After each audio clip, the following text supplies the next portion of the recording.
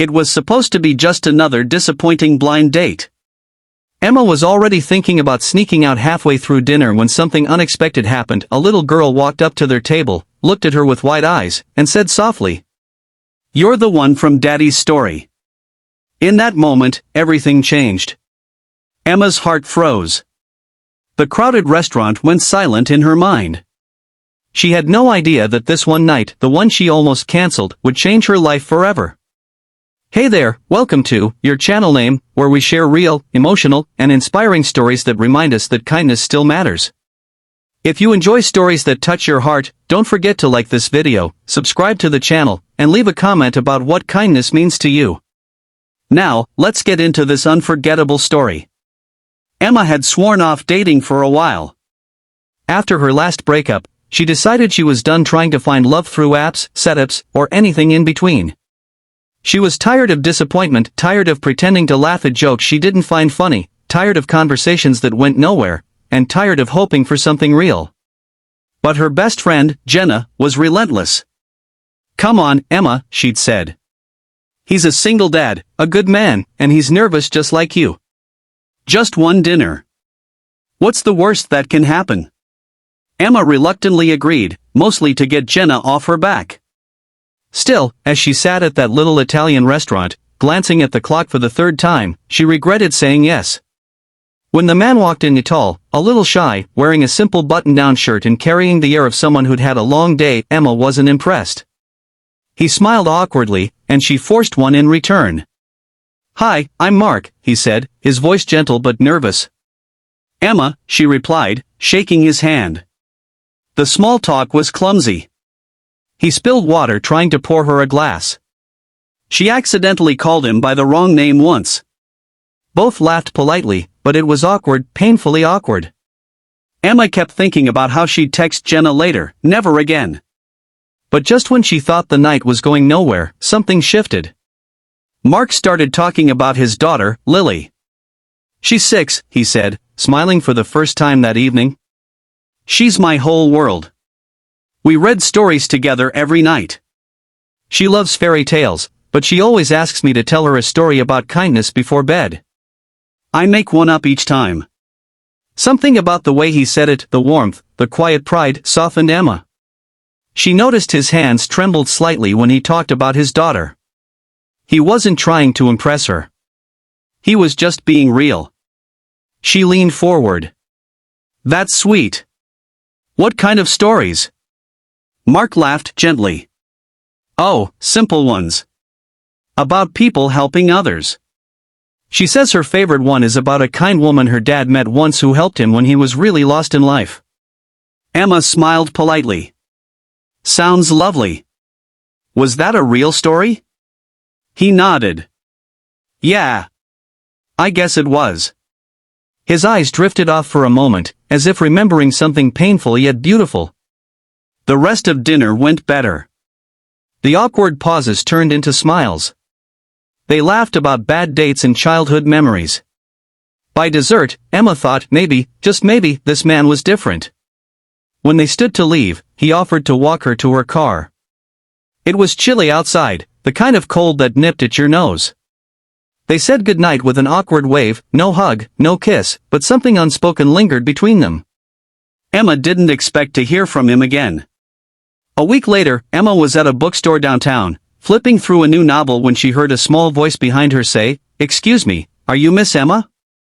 She turned around and saw a little girl, brown curls, bright eyes, a pink jacket too big for her tiny frame. Emma blinked. "Yes, I'm Emma. Do I know you?" The little girl smiled. "Daddy told me about you." Emma's heart skipped.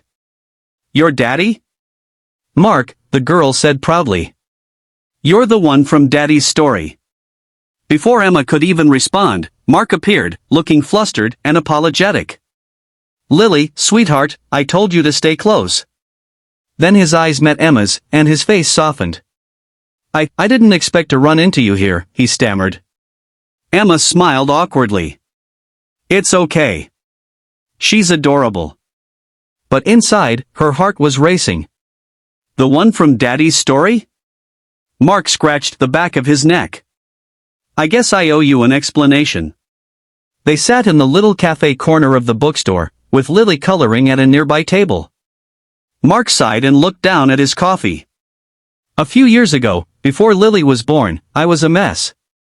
I lost my wife in a car accident when she was pregnant. I thought I'd never be okay again. I shut down, pushed everyone away. I didn't believe in kindness anymore. I didn't believe in much of anything. Emma's eyes softened. I'm so sorry. He nodded.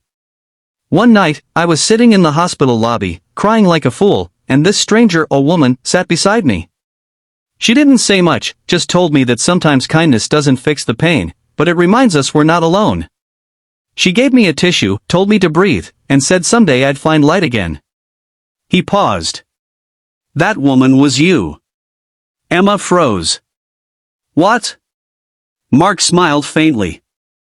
I didn't recognize you at dinner. But I remembered later that night. I went home and told Lily, because she always asks for a story about kindness, that once upon a time, her daddy met a woman who saved him with just a few kind words. I never forgot you, Emma. I just didn't expect our paths to cross again. Tears welled in Emma's eyes. She remembered that night years ago she'd been at the hospital visiting her aunt and saw a man sitting alone, broken. She hadn't known what to say, so she just offered comfort. She never imagined that moment mattered so much. From that day on, Emma and Mark started seeing each other more often. Sometimes it was at the bookstore, sometimes at the park where Lily loved to feed the ducks. Lily took to Emma instantly, holding her hand and calling her Miss Kindness. Mark would laugh every time, but Emma felt something deeper, a warmth she hadn't felt in years. It wasn't about romance at first. It was about connection, healing, and rediscovering what kindness could do. One evening, they were sitting on a park bench watching the sunset when Lily climbed into Emma's lap and whispered, Daddy says people who are kind have magic in their hearts. I think you have that magic. Emma hugged her tightly, tears in her eyes. You know what, sweetheart? I think your daddy does too. Mark reached over and took Emma's hand. This time, there was no awkwardness. Just peace. Months later, at the same little Italian restaurant where it all began, Mark got down on one knee. Lily stood beside him, holding a small sign she had made with colorful crayon letters. Will you be the one in all our stories? Emma's tears fell before she could even speak. Yes, she whispered. 1,000 times, yes. The restaurant erupted in applause. Mark hugged her, Lily wrapped her tiny arms around both of them, and for the first time in a long time, Emma believed in happy endings again, not the kind from fairy tales, but the kind built from kindness, courage, and second chances. Life has a funny way of bringing people back when the time is right. Emma thought she was done with love. Mark thought he was done with hope. But kindness, that small, quiet act of reaching out to a stranger, was the spark that brought two broken hearts back to life.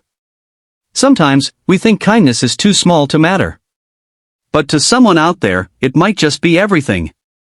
It might be the reason they find their way again. So, if you ever wonder whether your kindness counts, it does. It always does. Thanks for watching this beautiful story of love, loss, and kindness. If this story touched your heart, please like the video, subscribe to your channel name, and share this story with someone who could use a reminder that kindness still changes lives. Because as Emma and Mark learned, sometimes, one small act of kindness is the beginning of a lifetime of love.